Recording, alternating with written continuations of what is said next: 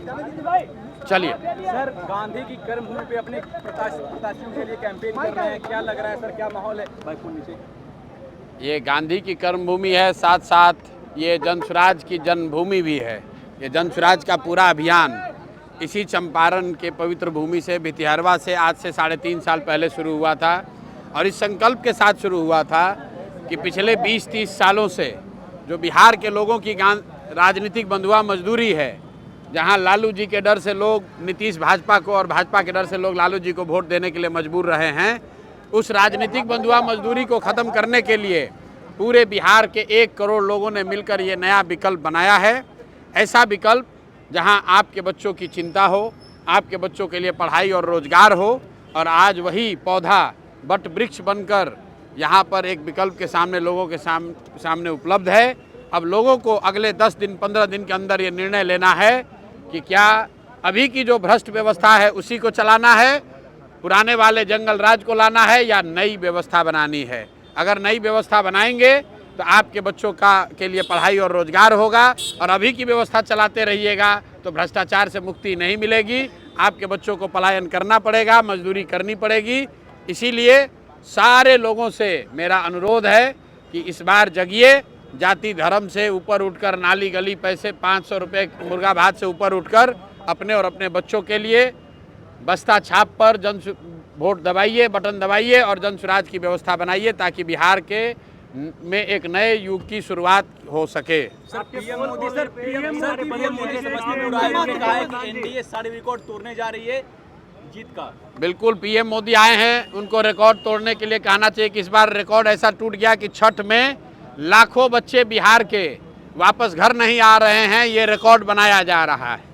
12,000 train का वादा किया था मोदी जी ने और इनकी सरकार ने, और आप देखिए पूरे देश में हर रेलवे स्टेशन पर, हर बस स्टैंड पर बिहार के बच्चे धक्का खा रहे हैं, लाठी डंडा पड़ रहा है उनको, ट्रेन में सीढ़ी पर बैठकर, लैट्रिन में बैठकर बच्चों को आना पड़ रहा है। ये मोदी जी की सरकार है, और ये लोग इतना डरे हुए हैं कि बाहर के लोगों को आने नहीं दे रहे, क्योंकि जान रहे हैं कि वो लड़के जब आएंगे बिहार में तो इस बार इनका नींव हिलने वाला है। लेकिन बिहार के लोगों को ये सीखने समझने की ज़रूरत है कि गुजरात के लोगों के लिए 1 लाख करोड़ का बुलेट ट्रेन चल रहा है, और बिहार के बच्चों को छठ में घर आने के लिए पैसेंजर ट्रेन भी नसीब नहीं है। तो मेरे भाई, एक बार संकल्प लो, और जिन लोगों ने आपके बच्चों का ये दुर्दशा किया है उसको पूरा सबक सिखाइए।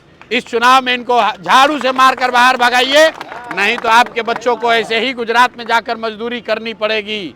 और जितने प्रवासी मजदूर हैं जो वापस अपने गांव में आए हैं, आपसे मेरे भाइयों अनुरोध है, आप प्रशांत किशोर बनिए, आप संतोष चौधरी बनिए, आप मनीष कश्यप बनिए। ये प्रशांत किशोर की लड़ाई नहीं है, ये मनीष कश्यप की लड़ाई नहीं है, संतोष चौधरी की लड़ाई नहीं है। अगर आपको वापस जाकर फैक्ट्रियों में गुलामी नहीं करनी है, मजदूरी नहीं करनी है, तो अपने परिवार को, अपने पड़ोसी को, अपने गांव में सब लोगों को जगाइए और उनको ये सुनिश्चित कीजिए कि इस बार वोट सिर्फ और सिर्फ पलायन बंद करने के लिए पड़ना चाहिए, बिहार से बेरोजगारी खत्म होने के लिए पड़ना चाहिए।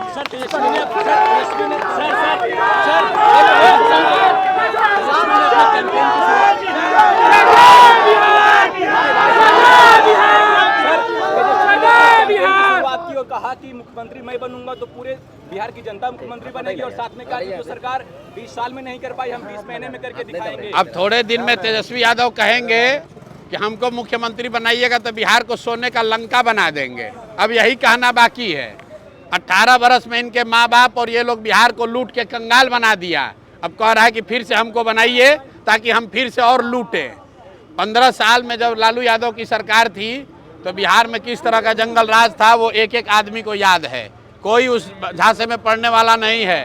तेजस्वी यादव वो बूढ़ा शेर है, आप कहानी सुने हैं ना, जब शेर बूढ़ा हो जाता है तो सोना का कंगन लेकर बैठता है ताकि कोई राहगीर चलता हुआ सोने के कंगन के लालच में शेर के पास आए, और जब आएगा तो शेर उसको खाएगा।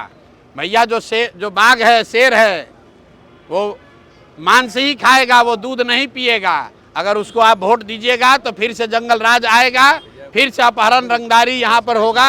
अगर उससे बचना चाहते हैं तो जन स्वराज का बस्ता दबाइए अपने बच्चों के पीठ से। अगर मजदूरी का बोरा हटाना है तो स्कूल का बस्ता बांधिए। पढ़ाई ही वो रास्ता है जिससे बिहार में सुधार होगा। अगर आपके बच्चे पढ़ेंगे नहीं तो उनको जीवन भर मजदूरी ही करना पड़ेगा। जब तक बिहार के लोग ये नहीं समझेंगे तब तक बिहार का भला नहीं हो सकता है। अपने उन एनडीए वाले कह रहे हैं कि एक भी सीट नहीं मिला चलिए। सूरज को।